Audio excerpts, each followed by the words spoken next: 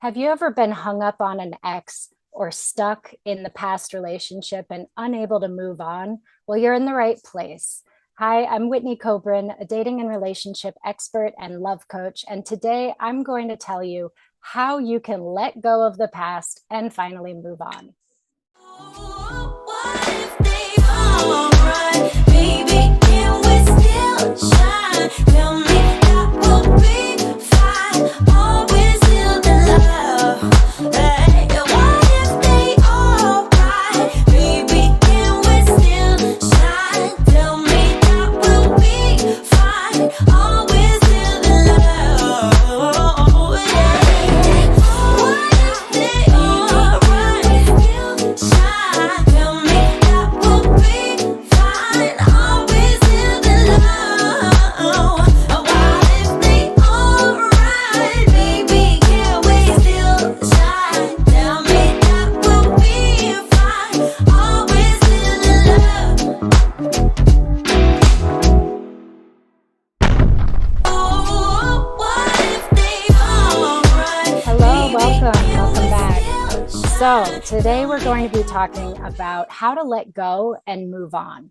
And this is so important. Let's think about what will happen if you don't let go.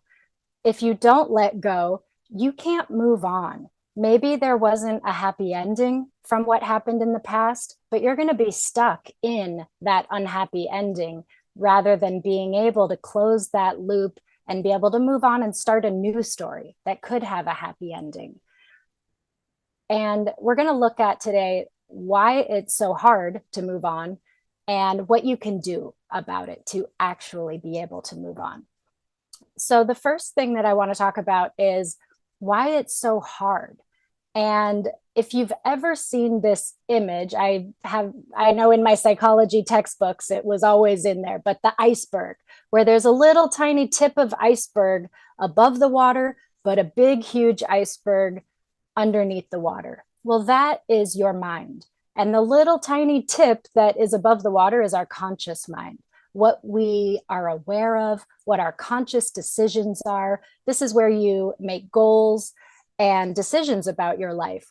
But your subconscious, the big part that's under the water, you may not be aware of, but that is leading your life. So anytime that you feel this internal conflict of, I want to let go, but I can't, or I want to achieve this goal, but I can't, you know that your subconscious and your conscious mind are duking it out. So there is a battle happening between what one wants and what the other one wants. And our subconscious mind is programmed to keep us safe. That's why it's so hard to reach a challenging goal, because your subconscious mind will think about all the dangers. Well, what if I make a ton of money and then people want things from me? Or what if I make it and lose it? Or what if I try really hard and I fail? All of these fears will hold us back and keep us stuck and keep us in our comfort zone. And it's a very similar thing happening when we are stuck in the past. Our minds, our bodies, we get programmed just like computers, right? I don't know if you realize this, we have created computers in our image. We have a lot of the same defragmenting and processing. So let's think about it like that. When you were with that person or when you were experiencing that past event, it felt good. And you began to be programmed to want that thing, to need that, to enjoy that. Let's just assume it's a person. You're having a hard time getting over an ex. And so you're programmed by being around that person all the time that that's what you want, that that is your everything. And then all of a sudden, let's say they're gone and it's over and you just can't move on. It's hard because deep down, you have these feelings that you want to stay attached, that there maybe there's hope of getting back together, that maybe this is the best you can ever do. And so the first step to being able to let go and move on is to acknowledge, what are your actual thoughts? What are you actually thinking about this? And you might have very contradictory thoughts of, I'm ready to move on and be with someone else, and I really miss this person and I wish we were still together. And just know that that's super normal to have these conflicting views. So, this is the first step. You want to ask yourself also, what is the payoff of still being stuck in this past? What am I getting from it? How am I feeling better, right? Justified. So this might look like if I'm hung up on the past and I'm asking myself, what's the payoff? Maybe if you have kids, you really are trying to be with that person still because there's kids involved and you really want them to have the family. Maybe you just have really positive memories, and now in your current life, you're not having those happy, positive memories. So you are still wanting what was in the past. Your payoff, it might be about being right. Maybe you made a decision a long time ago that that is your person, right? You committed to them, you're loyal, and you don't know how to break that commitment. It's just not something that we're taught to do. We're taught to make commitments and keep them. Granted, a lot of people are quite good at breaking their commitments, but some people really struggle with that. And so I want you to go through this process with a lot of compassion for yourself. Don't beat yourself up in this process. That is totally counterproductive. We want to be able to sit with the thoughts and then sit with the feelings. So when you are thinking about this, it might bring up uncomfortable thoughts, negative feelings. You might want to cry, you might get angry. But instead of just going around those or shoving them down or ignoring them or going and relying on your favorite coping mechanism, drinking, smoking, shopping, whatever it is, instead, you want to sit with that emotion. So sitting with it means that you focus on it, you feel it, you let it give you all that feeling that you really kind of want to ignore. This is the first step, is just sitting with it.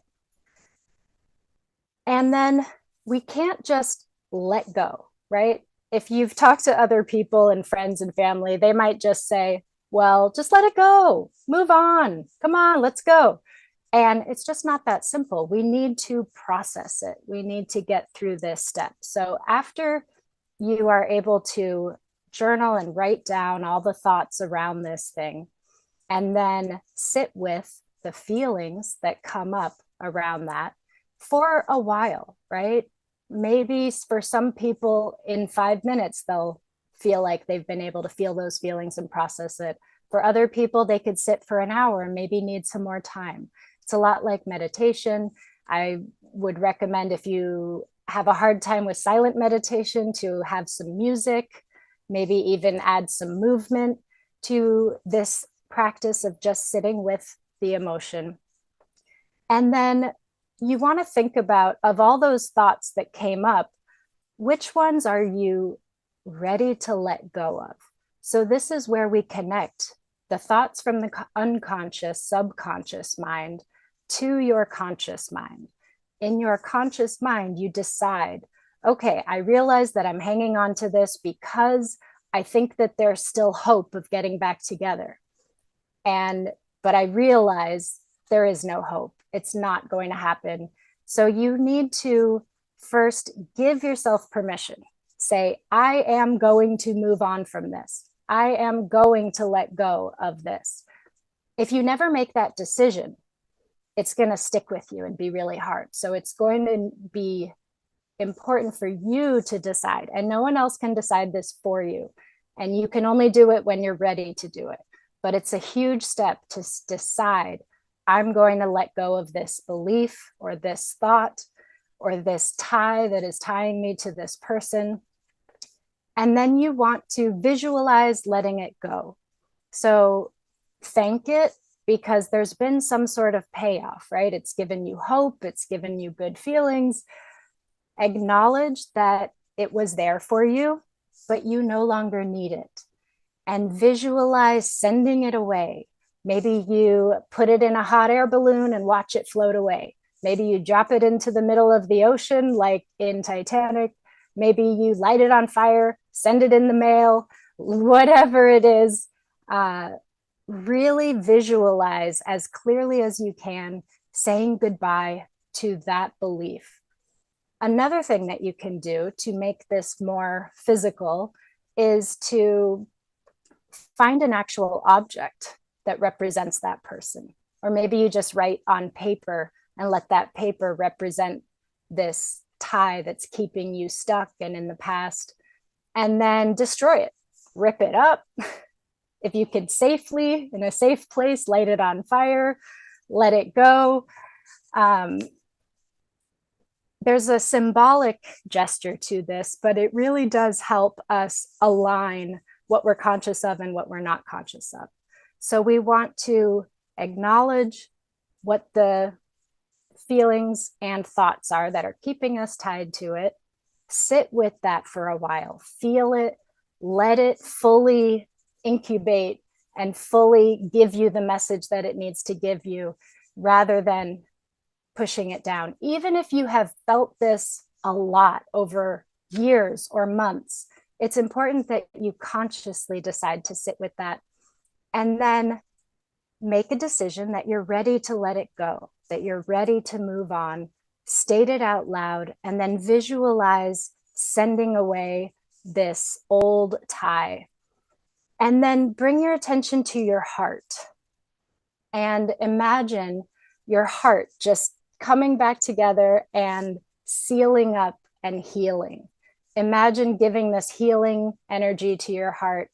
And when it comes to our energy, where your attention goes, your energy flows. So just imagining and putting your attention on your heart will allow your energy to go to your heart space, and just giving yourself some soothing touch, holding yourself, giving yourself a hug can be very nurturing when you're going through this kind of difficult letting go process. But you want to absorb all of the healing energy that you can, because it depends how you look at this. If you look at it like, oh my gosh, I'm letting something go, I'm so scared, I don't know what's going to happen, I need that, you'll be in this panicky state. And we don't want that. That's not going to be conducive to this healing process. So instead, bring all your attention to healing yourself and feeling good about this, being proud of yourself. You don't want to stay stuck in the past forever. Part of you does, but you know that there are better things out there for you. And in order to move on and create that happy ever after, it's important that we are able to let go, move on. And I'll say something also about forgiveness. Forgiveness is not for the other person, right? If somebody has wronged you, hurt you, left you, broke your heart, whatever they've done, it sticks with us, right? That heartbreak, that anger. But when we can, if we hang on to it, it's like you're taking poison, expecting them to die. You having this stress and this anxiety and this worry about it, even again, if it's not very often in your conscious mind, but it's still in the subconscious mind, you might be dealing with a lot of stress around this and not even realize it. So you want to also be able to forgive in the process of letting go. And forgiveness, again, it's not for the other person. It doesn't matter what they did, how horrific their acts were. If you keep holding on to your anger and resentment, that's only going to be poisoning you. So again, when you're ready, this is part of the process of letting go, is to forgive, to say, I forgive. It's done. It's over. I'm letting it go. And then the next step is to solidify the new going forward and being able to move on. To solidify that, I want you to think of a thought that reinforces what you really want going forward, something that gives you hope. So some of the thoughts that you wrote down in the beginning might have been, I'd really love to be with my ex. They were the best. I'm never going to do any better. So we're letting all of those go. We're sending them away. And you want to replace it with something like, I'm excited for my future, or I know that moving on is the best thing, or I'm ready for my next step. Whatever it is, it should be something that is inspiring to you and reinforces your goals and where you want to go and what you want to do. So I know that this can be a really hard process because we want to hang on to the past. But if you want a new future, if you want to let go, and at some point, it's pretty much always going to be important to let go of something that is keeping you stuck and holding you back. So follow these steps and you'll be able to let go and move on and eventually create your own new happily ever after. All right, I'm not sure if there's something that I should do to end. Okay, 3, 2, 1, and go.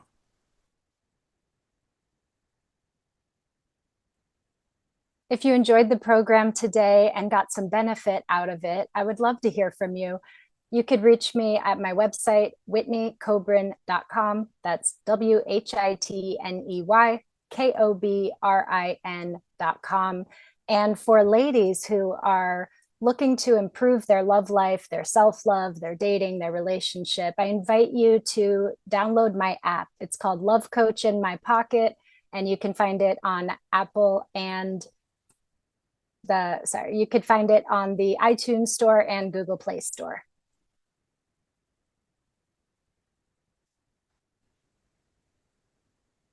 All right, 3, 2, 1, and go.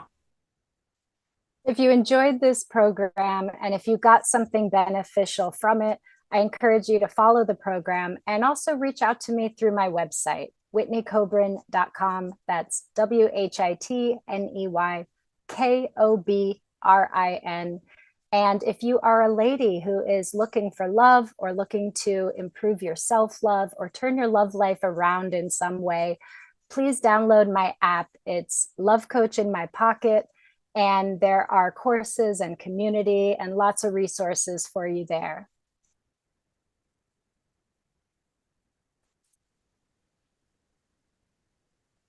Three, 2, 1, go. Hi, are you single right now? And do you feel like people around you act like that's a disability? Are you sick of people giving you a hard time about being single when it's actually a choice and you're far better off being single than being in any kind of relationship that is unhealthy or draining of you? So that's what I want to talk to you today about, is the joys and unexpected delights of being single. I'm Whitney Kobrin, dating and relationship expert and love coach for women. And I hope you enjoy the program today. 3, 2, 1, go. Are you single and tired of the people around you acting like it's a disability, saying, "Oh, I'm so sorry, you'll find someone soon"? Blah. That's what I want to talk to you today about. I'm Whitney Kobrin, a dating and relationship expert and a love coach for women. And I want to talk about being single by choice and the unexpected delights of being single.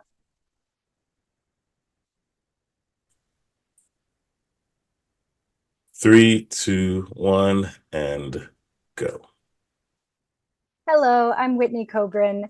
Thank you for being here today. And I'm a love coach. I worked as a matchmaker. I work with a matchmaking company. I am all about love, and I love love, and I love helping people find happy, healthy, amazing, lasting relationships, reinvigorate their relationships. But I want to talk about the opposite of that today and talk about being single, because I've talked to a lot of single people over these years doing what I do, and not one of them enjoys other people feeling pity on them or acting like something is wrong with them, or, oh, honey, you're just being too picky. Just settle for someone. Or, telling you that maybe you're trying too hard and you just need to relax and let it happen. I will tell you that your perfect partner is never going to just show up in your living room when you're Netflix and chilling by yourself. No, it doesn't just happen for everyone. It does take some effort. It does take some work, and I bet you've tried the dating apps and websites. You've gone on blind dates. You've worked on yourself and read all the self-help books.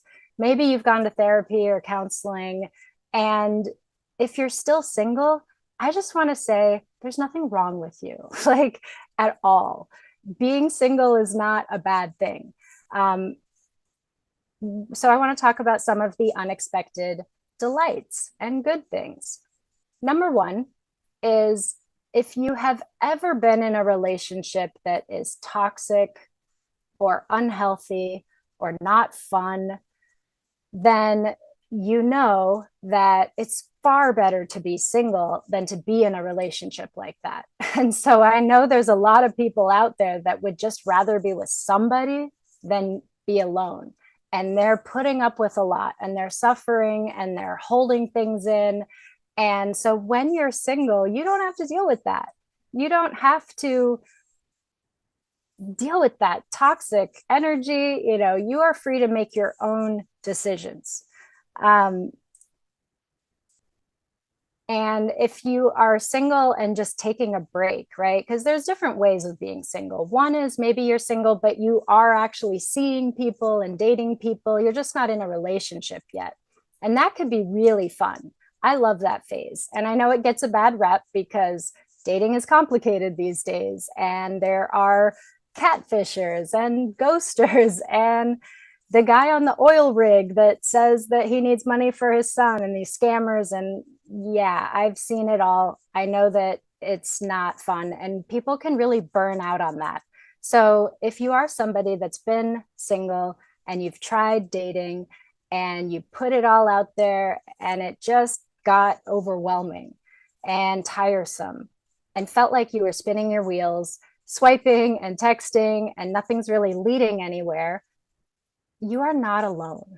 I feel you, I see you, and this is happening a lot nowadays. And so when that happens, it's not a good approach to just power through it and just keep grinding, right? I think we're all kind of waking up to this concept that hustle culture and pushing ourselves no matter what can really harm our well-being and even our physical health. So we need to be in balance.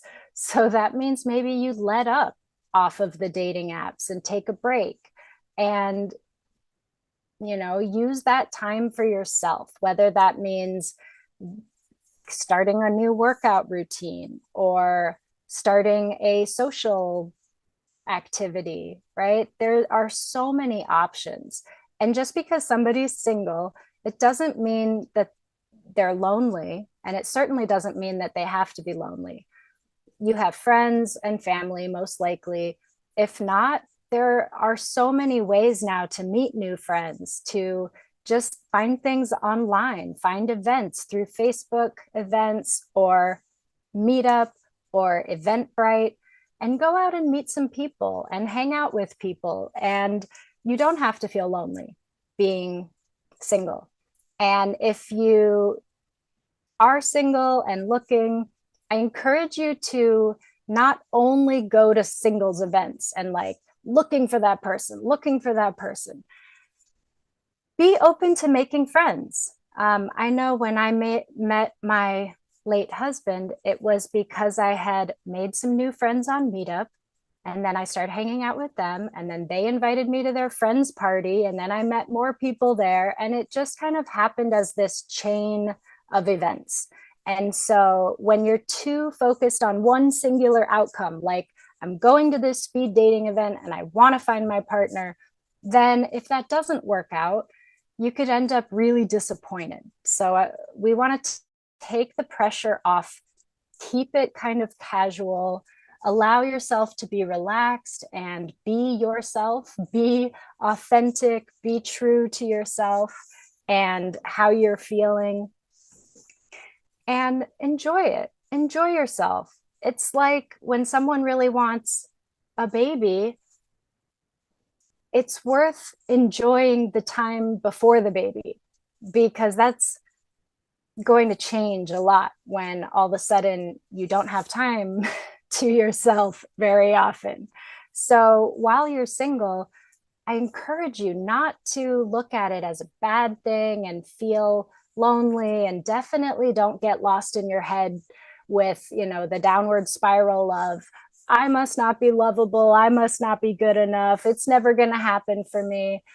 None of that is helpful, and I hope you don't do that. And I hope that if that starts to come out, that you have some sort of tools or practice like self-compassion or meditation or embodiment or movement or something where you can get yourself back into out of that negative spiral.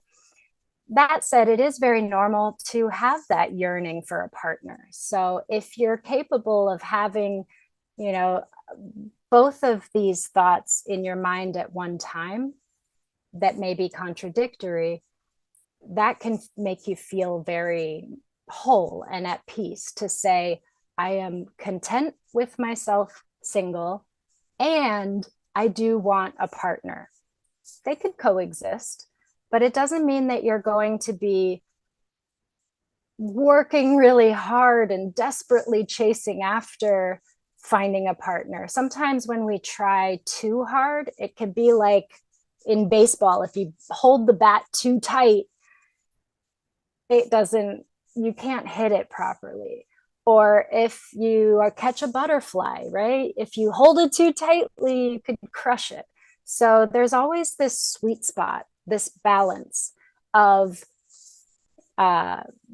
being open to the new experiences and wanting to invite a partner in, making eye contact with people, giving your number out if somebody seems interesting.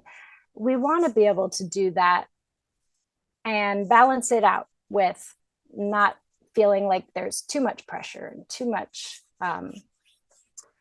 demand on that. And it's great when you can use that time to not just improve yourself, because I kind of I'm in the self-improvement field, but I have this belief that if we're always trying to be better, if we're trying to change who we are, then that could become a negative influence in our life also. So it's not just about, I'm going to work on myself and I'm going to become a better person so that I attract a better person. I mean, there is truth to that, yes. But really what it's about is you're not becoming something different. You're actually shedding all of the things that are holding you back so that you can truly be yourself and truly shine. And that, in my opinion, is the goal of self-improvement, is to really be your best self, to be your most authentic self, to be able to release and get past our fears that keep us playing small and stuck in our comfort zone and afraid to, go talk to the cute person over there in the corner of the room. We want to let go of the fear, the self-consciousness, the insecurities. When we let go of those things, that's how you become a better person. That's how you improve yourself, because you can just be more agile in your world, more dynamic, able to go with the flow and run with the punches. And when you are called to show up or to be your best self, that you're less shut down or less encumbered. That's a great thing that can come from being single. So pay attention to that and ask yourself, if you are single, Are you going about it like, oh man, yeah, I'm single, kind of deflating, want? Or are you like, yeah, I'm single and I'm using this time to enjoy what I like and explore what I like and be my best self? And that is such a magical place to be. And it does help you to attract a partner who's going to be, on that level with you. Um, I know people that have gone to on so many first dates and so many singles events, and they're just not finding their person. And usually they're very anxious about it. So if I could give you one tip to improve your love life, to improve the way you feel single, to improve the chance that you'll find an amazing partner who loves you for you, is to work on being more at peace and more relaxed and letting go of this anxiety and worry and fear and insecurity. And I know that might sound like a tall order. If that's something that you feel stuck in, reach out, find a therapist or a coach. I mean, this is something that I work on with my clients. But there's a lot of different resources out there, and find what works for you. I know that meditation has amazing benefits that have been scientifically proven. And yet I know that meditation is not for everyone, but there are other options that you could do as well. So if you're not into meditation, maybe you do something with movement. I actually saw a YouTuber that tried standing on one foot for 5 minutes for a whole month. And she thought it was going to be ridiculous, but she actually was someone that couldn't just sit down and meditate and get much benefit from it.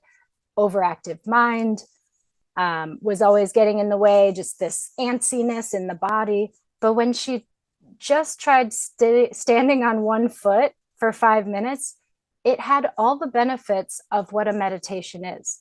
So keep trying new things, keep seeking answers. You really don't want to go into your love life, wherever you're at in that, with anxiety and worry and stress and fear. We want to be able to work through that. And communication really helps with that too. Maybe there is something that's weighing on you or something that is unknown, and that's why you're feeling anxious. So it helps to talk about it. It helps to be able to communicate with those around you, those that care about you, about what you need and how you feel. So this is a great tip that I give to people, even when they're dating and in relationships, that when we're dealing with conflict is actually an opportunity for intimacy. When we open up, when we're vulnerable, when we share with somebody how we're feeling and what we need, it actually creates more closeness. So there are tips and ways to do this, right? We don't have time to get into everything today. But really what I want to focus on is, if you are single, there's nothing wrong with you. And you hopefully know that already. And I encourage you to live it up and enjoy it. Do what's healthy for you. Do what's right for you. Go to therapy. Go to a counselor. There's group programs. There's all kinds of different options. There's information everywhere. Sometimes just getting the information isn't enough, right? How many times have you signed up for an online course or a free guide and then you don't even look at it? So that's why sometimes it is good to have a therapist or a coach that will actually meet with you and make sure that you're learning the things and practicing the things and implementing it into your life, right? Someone told me recently that no one hires a coach for information. They hire the coach for transformation. And I 100% agree with that. So if you are sick of people saying things like, well, maybe if you focused on your career less, then you'd have better luck. Or you're such a catch, it'll happen for you. Yeah, we don't want to hear that, right? We know it'll happen when it's time. So keep your chin up, enjoy yourself. And when you're ready to find that partner, I would love for you to reach out to me and I can help you. You can reach me at whitneycobrin.com or download my app, which is Love Coach in My Pocket. Thanks, and see you guys next time.